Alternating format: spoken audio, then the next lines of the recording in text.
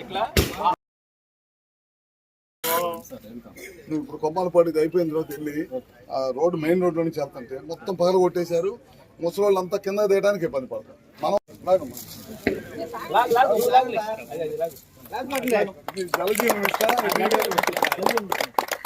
చేసాం మనం మొత్తం 34 లక్షలు సార్ ఒకసారి అమ్మాయి మీరు కూర్చోండి ఒకసారి.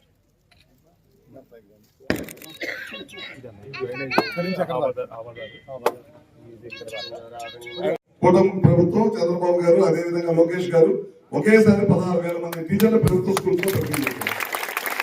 ఇప్పుడు ఇంకా రెగ్యులర్ గా స్కూల్స్ లో ఖాళీ అవుతే ఇమీడియట్ గా అక్కడ కూడా రెడీ చేయమని చెప్పారు.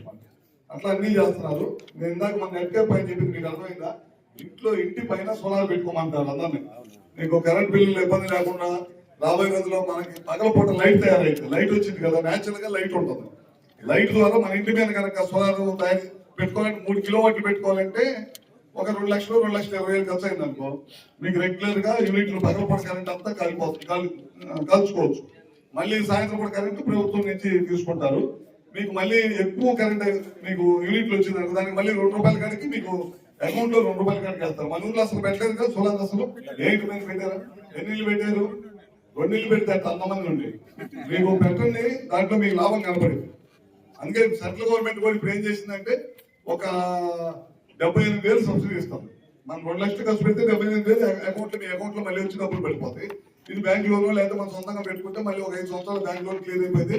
25 సంవత్సరాలు పనిచేసింది అన్నమాట. మన కరెంటుని మన ఇంటి మీద మనం తయారు చేసుకోవడం.